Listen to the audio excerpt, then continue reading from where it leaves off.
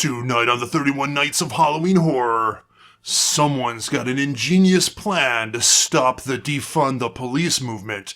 Yeah, 'cause if you kill all the police officers, there won't be anything to have to be defunded, right? Brilliant! Tonight's movie, Spiral, from the Book of Saw.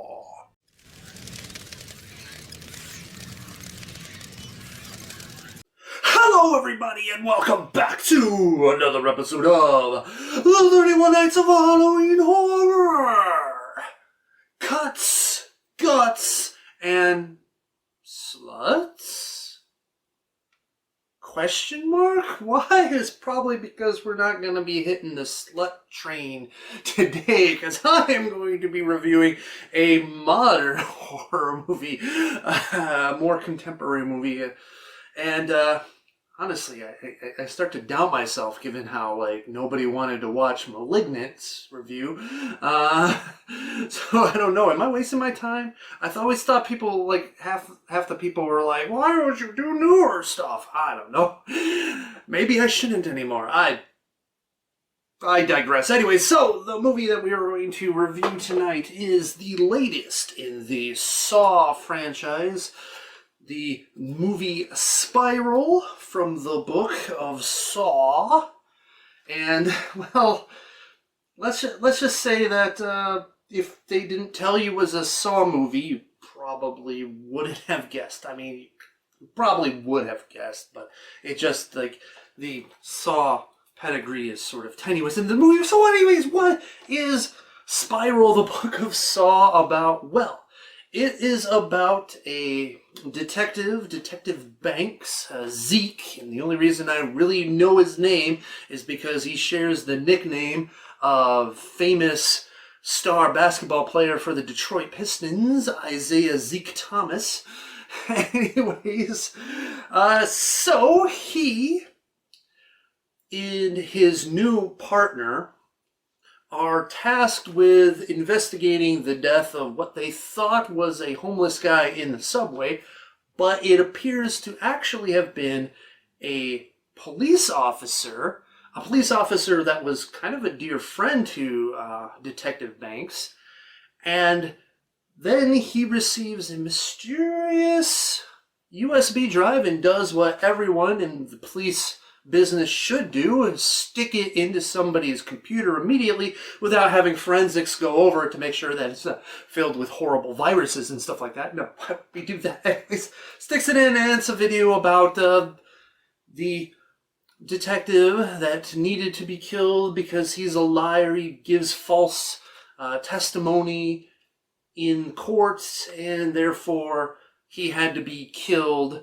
And it was sort of Saw style. They had this thing over his tongue, and it was basically, you can either die by getting hit by the A train, or you can just kick the chair. Well, it's not really a chair under him, but whatever. You get the gist.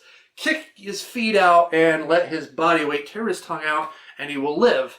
So, anyways, this new Saw-inspired guy is targeting corrupt police officers.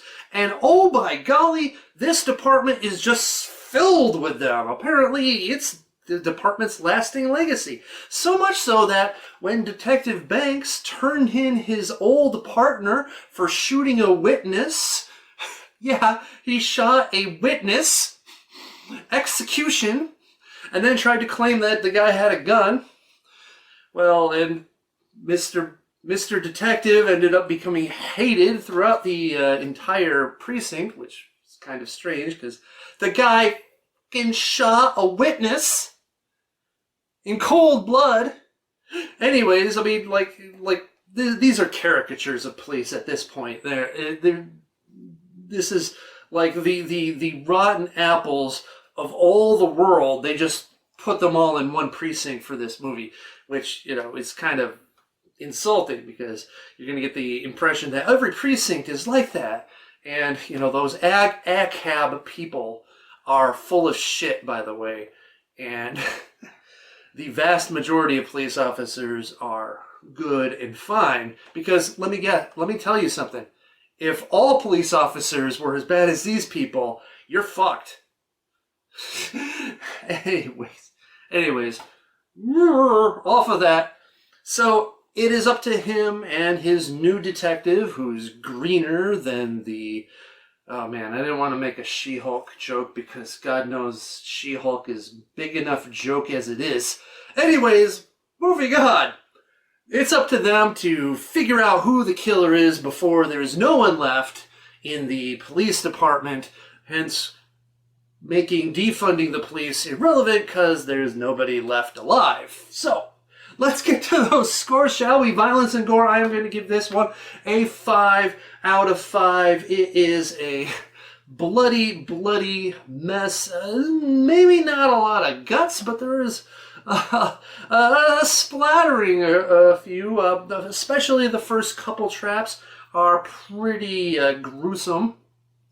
And honestly, weirdly, it sort of gets less and less gruesome and intricate as we go through the movie, but still pretty bloody, and doesn't lean, and I'm going to give it credit for this, by not leaning as much into the CGI as, let's say, Malignant did, and doing a lot more practical, which I will always appreciate. Anyways, so 5 out of 5. Shock value, I'm going to give it a 2 out of 5. Generally, Saw movies, the shock value is within the contraptions and how brutal they are, as well as generally twist endings about who is behind things, why they're behind things, and who's helping the person behind things.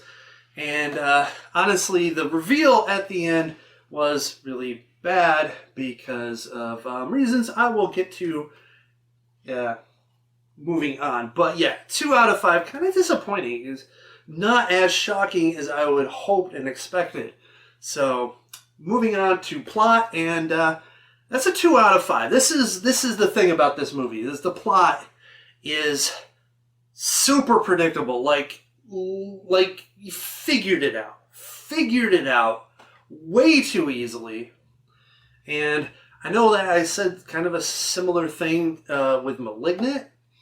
And perhaps this is going to be a theme with the more new movies. Perhaps everything's been done. Or I'm just getting better at my detective skills. I don't know.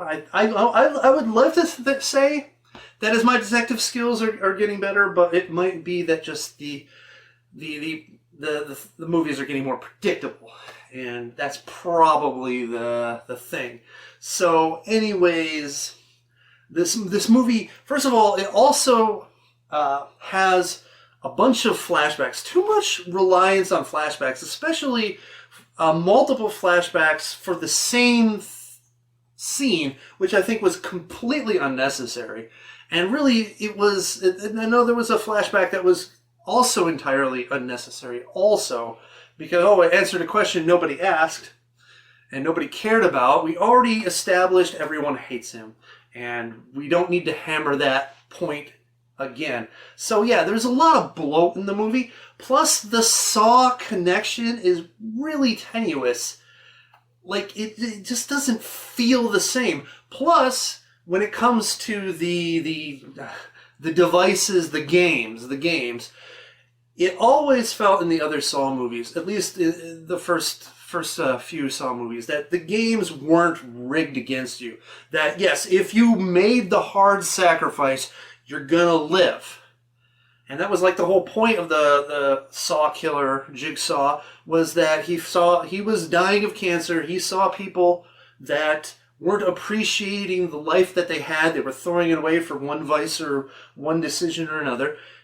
And, used these to really test them, to see if they really appreciate life or they're just kind of going through the motions. And so, yeah, they were meant to teach a lesson, but also to be winnable. While these ones seem to be not winnable, which is completely against the whole Saw, the whole point of what Jigsaw was doing. And so, you lose the spirit of what it's behind. Of course, it's not Jigsaw doing this. It's a copycat. But still, it seems like cheap. cheap move on their part. Anyways, so that's why I got to give it a 2 out of 5 because it predictable doesn't really, it sort of craps on the Saw legacy in a way, and is filled with bloat, and the actual traps, I guess you want to call them, devices, whatever, get lazier and lazier and lazier, except for the last one, which was just stupidly ridiculous. Not fun ridiculous or awesomely ridiculous, but just stupidly ridiculous. Anyways, and also the ending was just horrible.